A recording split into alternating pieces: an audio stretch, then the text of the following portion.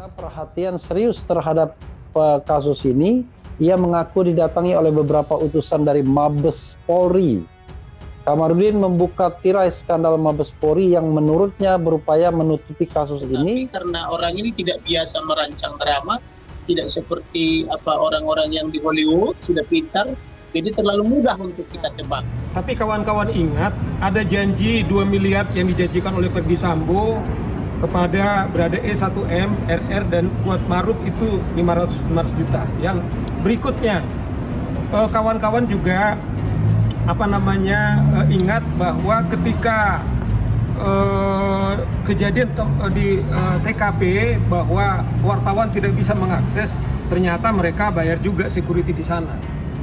Disodorkan oleh seseorang, disodorkan 2 amplop ya berwarna coklat, dan di dalamnya terdapat uang yang kira-kira tebalnya 1 cm.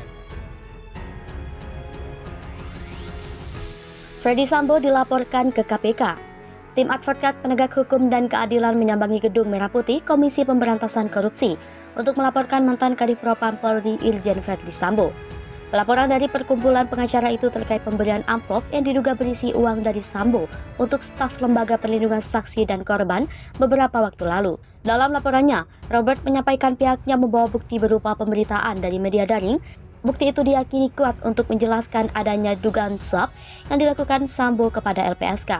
Kelompok pengacara itu juga meminta KPK mengusut semua dugaan suap dalam pengusutan kasus pembunuhan Brigadir Nofriansah Yosua Huta Barat, termasuk adanya kabar mengenai Sambo yang menyiapkan miliaran rupiah untuk Bayangkara 2 Richard Eliezer Pudihang.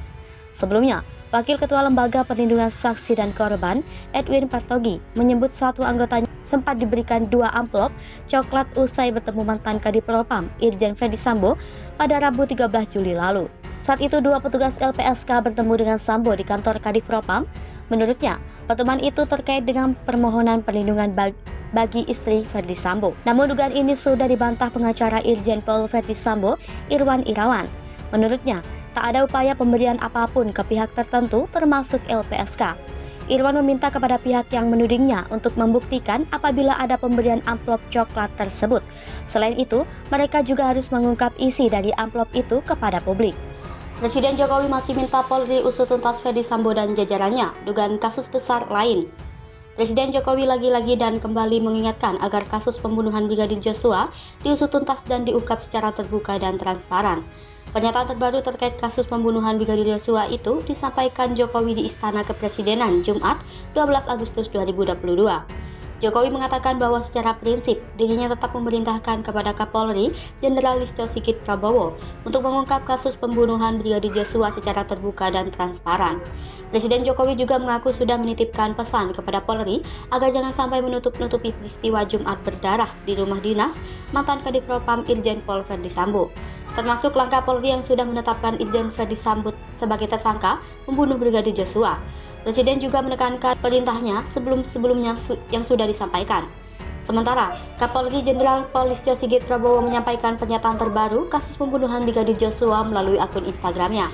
Menurut Listio, pengungkapan kasus pembunuhan Brigadir Joshua ini tidak lepas dari peran dan dukungan masyarakat. Selain itu, juga kerja keras anggota polisi yang menangani kasus tersebut. Presiden Jokowi meminta usut tuntas Kapolri siap laksanakan. Listio menekankan bahwa pengungkapan kasus ini mengedepankan scientific investigation dengan melibatkan banyak pihak, di antaranya kedokteran forensik, balistik forensik, digital forensik, biometric identification, serta sebagai tindakan lain yang bersifat ilmiah. Listio juga mengatakan akan menindaklanjuti seluruh polisi yang diduga melakukan pelanggaran kode etik dalam penanganan kasus tersebut sesuai perintah Presiden Jokowi. Bahkan, ia memastikan akan memproses hukum siapapun yang terbukti melakukan tindak pidana. Terakhir, Kapolri menegaskan komitmen untuk mengusut tuntas kasus pembunuhan Brigadir Joshua ini secara akuntabel dan jujur dan transparan. Pantas Benny Mamoto disebut bela Sambo, ternyata karena ini sekarang malu dan minta maaf. Pada awal kasus tewasnya Brigadir Joshua mencuat, Benny Mamoto sebagai Ketua Harian Komisi Kepolisian Nasional membuat pernyataan. Saat berbagai pihak menilai kasus tewasnya Brigadir Joshua ada begitu banyak kejanggalan, Benny Mamoto menyatakan tidak ada kejanggalan dalam kasus ini. Sekarang pernyataannya, yang menyebutkan tidak ada kejanggalan terhadap kasus ini terbantahkan. Baradae telah berani membuka fakta dan menyeret nama Irjen Ferdisambo sebagai tersangka. Publik kini menyoroti kembali pernyataan Ketua Harian Kompolnas Benny Mamoto di awal kasus. Benny Mamoto mengaku tertipu. Terbaru, dalam acara talk show Rosi di Kompas TV, Benny Mamoto mengaku ditipu oleh Ferdisambo atas skenario yang dia buat. Di awal mula kasus kematian Brigadir J, Ferdisambo menangis-nangis di hadapan Benny Mamoto. Benny Mamoto kini menyesal dan minta maaf.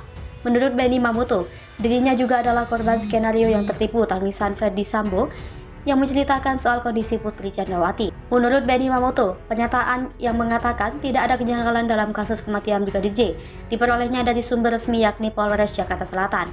Ia mengaku percaya dengan ucapan Kapolres Jakarta Selatan, Kombes Budi Herdi Susianto, saat dimintai klarifikasi kasus Brigadir J. Hal itu lantaran Kombes Budi Herdi Susianto memiliki integritas dan tidak memiliki catatan khusus dalam rekam jejaknya di kepolisian.